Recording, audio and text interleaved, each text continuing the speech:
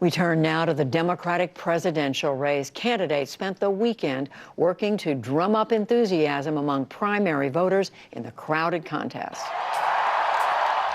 At a Saturday rally of more than 20,000 people in Queens, New York, Bernie Sanders had a clear message.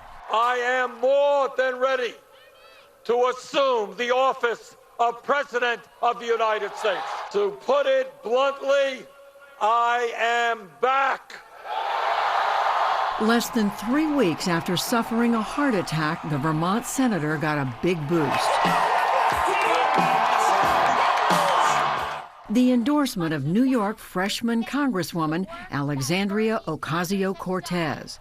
As Sanders is seeking to establish the legacy of his political revolution. Over the next few weeks, I'm going to be putting out a plan. His progressive presidential rival, Massachusetts Senator Elizabeth Warren, is fending off criticism. It is over how she would pay for Medicare for All, Sanders' signature health care plan, which Warren supports. So I've been working on this for a long time now. It's still got a little bit more work before it's ready to roll out. I think you have to show how you're going to pay for things.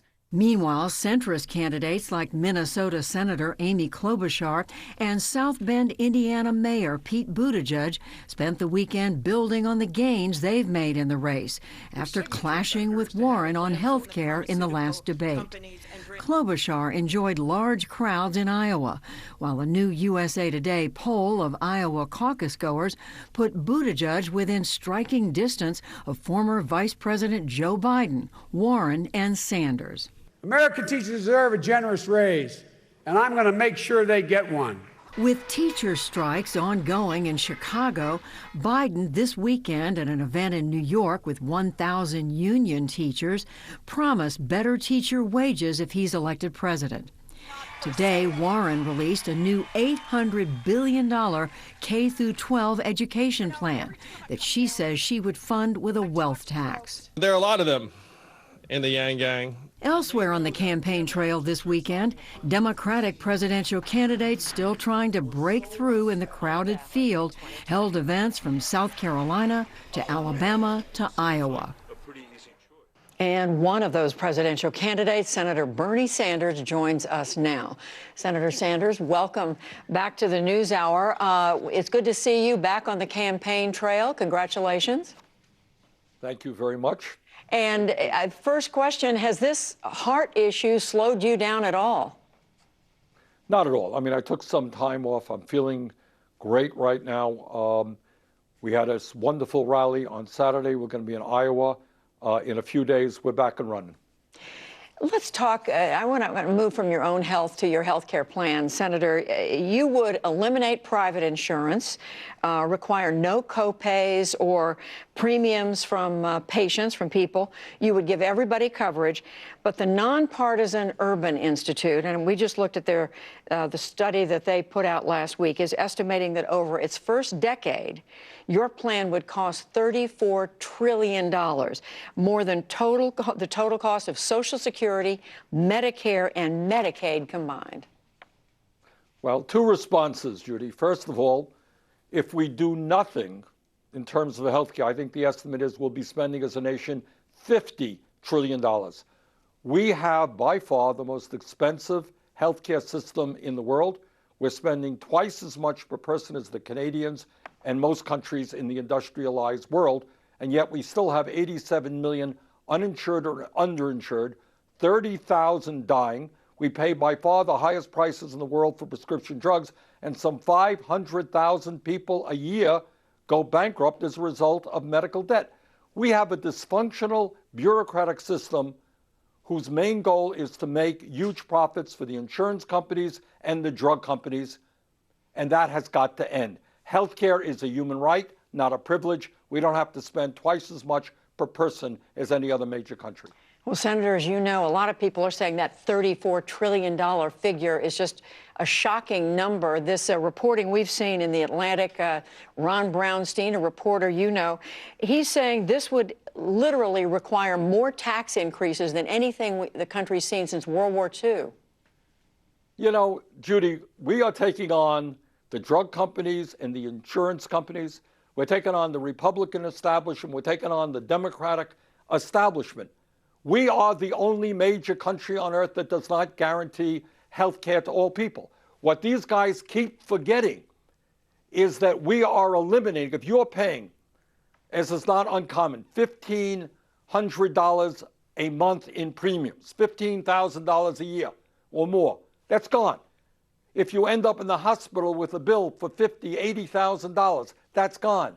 Co-payments are gone. All out-of-pocket expenses are gone.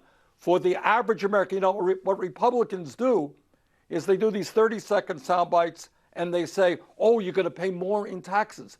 They forget to say you're going to pay less for health care than you currently are. Right now, the average family of four spends $28,000 a year on health care. They will be spending a lot less on the Medicare for All. But just to set the record straight, Senator, this is an analysis by the Urban Institute, nonpartisan group, not by Republicans. But what I want to ask you is, you voted for Obama. But look, I am not denying we're going to spend a lot of money.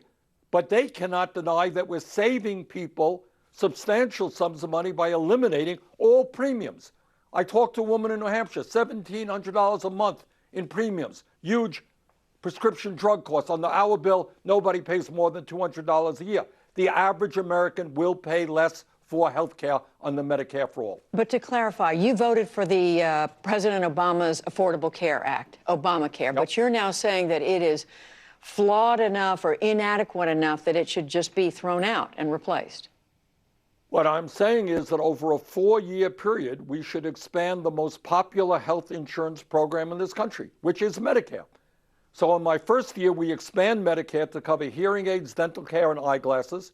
And then we lower the eligibility age from 65, where it is today, down to 55. Next year, 45. Next year, 35. Then we cover everybody. That is the simplest way, the most cost-effective way to guarantee health care to every man, woman, and child in this country. Let me ask you about, for lack of a better word, your worldview. We've talked to some Democratic strategists who say to us, look, it's either going to be Bernie Sanders or Elizabeth Warren when it comes down to the finalists for the nomination. That's the view out there. And you yourself, you describe yourself as a Democratic socialist. She says she's a capitalist to her bones. So for people who are out there looking at these two worldviews, what is the difference?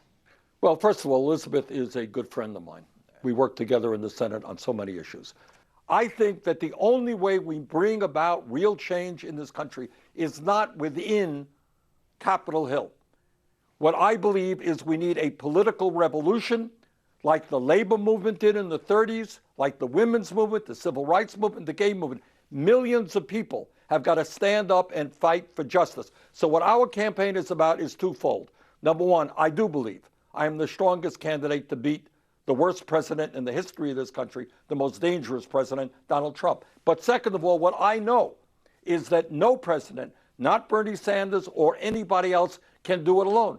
So what this campaign is about, it's not just winning the election.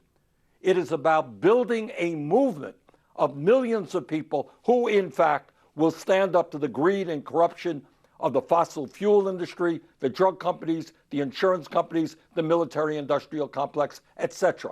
That is the only way that I know as to how we can bring about real change. We are the only campaign, I think, who goes going forward in that direction.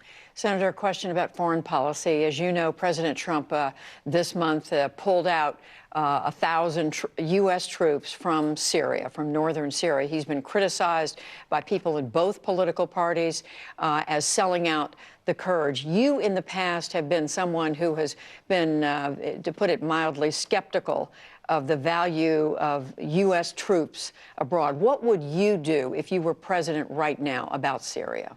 Would you put those troops back in? Judy, you're certainly right. I would say the word skeptical is an understatement. I helped lead the opposition to the war in Iraq, and tragically, much of what I feared ended up taking place. And I will say this, that I think Trump's betrayal of the Kurds, people who lost 10,000 soldiers fighting against ISIS, is one of the worst foreign policy and military decisions ever made by any president in the history of this country. It is outrageous, and it's going to haunt us for a long time because our allies all over the world are going to say, can we really trust the United States of America to stand with us? Now, Syria, as you well know, is an enormously complicated issue. You got a president there who has used chemical weapons against his own people.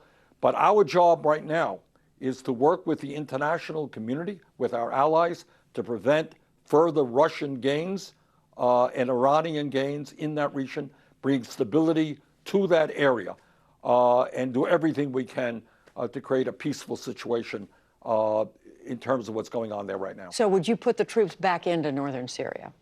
Well, you're asking me how I would undo the damage that Trump has inflicted on us in that region. It's something I think that as a nation and as a community, as allies, we and our allies are going to have to work together on that issue. But what Trump did is unforgivable in terms of his betrayal of the Kurds. You would have left the troops there. Yes, I would have. And finally, I think when you deal with troop withdrawal and you deal with the trying to end endless wars, you don't do it based on a phone call with Erdogan of Turkey, and you don't do it through a tweet. I mean, these are difficult issues. We want our troops home. I will do everything I can to end our involvement in endless wars. But you don't do it just based on a phone call with the president of Turkey. Senator Bernie Sanders joining us today from Vermont. Thank you very much. Thank you. Good to see you, Judy.